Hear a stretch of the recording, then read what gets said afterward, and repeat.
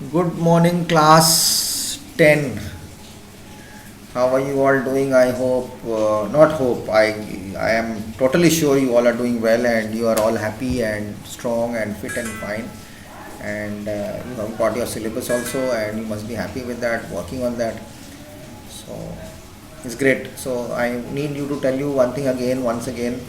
That before that, I want to tell you that enjoy your monsoons and have fun. Please don't take tension. Just study well, and you will be able to crack whatever you need to do. So you have to have that energy inside you. So you have to sleep well, you have to eat well, and you have to have some physical exercise except your mobile games. And so you have to do something to keep yourself fit and fine, and respect your parents and love them as much as you can. I don't have to tell you, you guys are already 15, 16 years old each, so you are all 2 years away from being an adult. So, but still you are children for me. So, and my son is also 20 years old, so he's a child for me. So you are a kid also. So you are my kids, and study hard. And it's not only question answers, you have to know the total actual thing of it. So I don't have to tell you or explain you anything about it. So you know, you are all well versed and how life is all about. So just go with the flow and don't worry, everything is going to be fine. When your syllabus is changed, everything is changed, the government is thinking about you. It's not what we want, it's what the government wants. So just go with it, and God bless you, and all you guys will do well. So don't worry. We'll be back. I'll be back with your the actually the part which we were doing with SST. We were on the nationalism in India, and the part we were of I had told you yesterday some parts of it, that we have to understand what is the nationalism actually. So as you have seen, the modern nationalism in Europe came to be associated with the formation of nation states. It also meant being a change in people's understanding of who they were and what they defined their identity and the sense of belonging. New symbols and icons, new songs and ideas forged links and redefined the boundaries of communities. In most countries, the making of this new national identity was a long process. How did this consciousness emerge in India?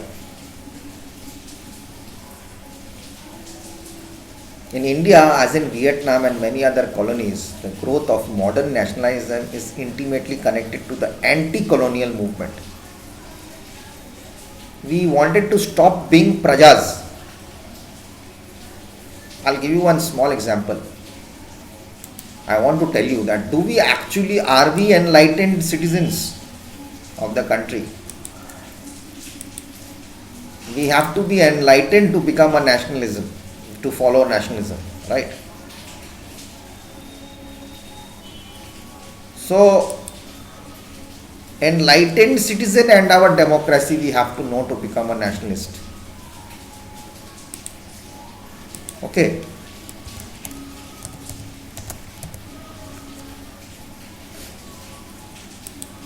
That is what we need to know. The meaning of nationalism is actually with one's own nation and support for its own interest, especially for the exclusion or detriment of interest of other nations. No one can add into it. Political independence.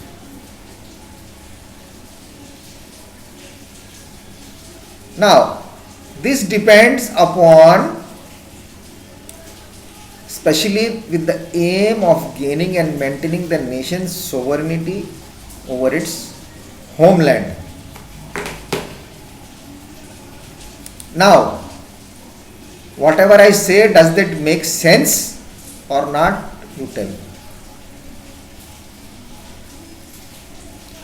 Does it have logic or not? You have to tell me. The political experience of the West has come into us to India. Through our study of Western history, we come to know Western literature, Western institution during the last 150 years. All our great leaders in including spiritual leaders like Swami Vivekananda, has welcomed this experience of the West into our country and have considered it as the opening of a great new chapter. Now, what is the modern chapter in our nation's long history? Does anyone know when did our new chapter start? Or the modern chapter start? 1947. We attained political freedom in 1947. I go back to nationalism.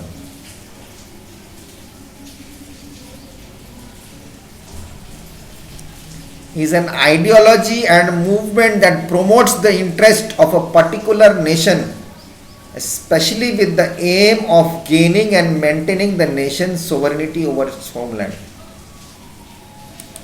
Sovereign democratic republic is the main status of man in India. His DP status is this. Sovereign and free citizens in a sovereign democratic republic. That is the meaning of your nationalism. And the new book opened in 1947. We drafted and adopted a constitution for our vast country it was made, which declared India a sovereign democratic republic. I hope you know the meanings. Class 10, I don't have to explain you. Or I'll be wasting time on explaining you what is sovereign republic and democratic. And on our first Republic Day, 26th January 1950, our vast population was till then designated as subjects to the British Empire. We were prajas. Okay.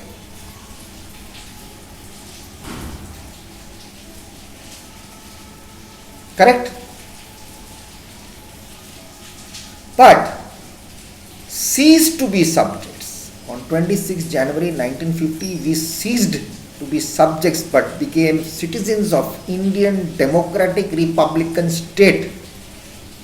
We abolished the value of sovereignty centered in the far above person of the King of England, but not the value of sovereignty itself, which our constitution scattered in the millions of citizens of India. We abolished the value of sovereignty, but sovereignty value itself, we removed the monarchy of sovereignty.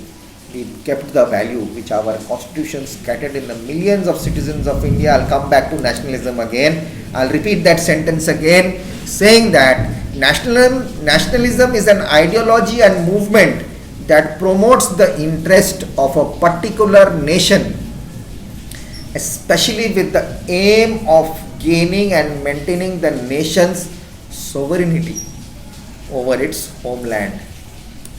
So, what I say is not wrong. We thereby abolished the value of sovereignty centered in the faraway person of the King of England. Suppose we remove the monarchy, but not the value of sovereignty itself. We wanted to rule, but not with a monarchical. We wanted to be ruled by the people, for the people, to the people, which our constitution scattered in the millions of the citizens of India. It was scattered. Enlightenment was given, but there is another problem. That was the main status of a man of India since 1950, sovereign and free citizens in a sovereign democratic republic. Since then, we have been reliving in India in ancient and modern Western political experiences. In a big way, learning our new lessons in new experiences, adopting into a nationwide political democracy in the context. But immense human diversities and complex social structures and a continental size of old cultural tradition, which will put the Greek leaders at the back of Indians. Several national and state elections since independence have become democratic, have given democratic political education to our people. which we never had in our old history also. The constitution treating the entire people of India as sovereign and free, none treated as slaves or as an outside, thinking themselves a pale of that citizenship. All the people of India transformed into citizens of a free democratic state. What a beautiful concept and experience. But in between that, social structure and human diversities were still there. So how can you become nationalism? Correct? How can we nationalize it? I'll come back in the next video.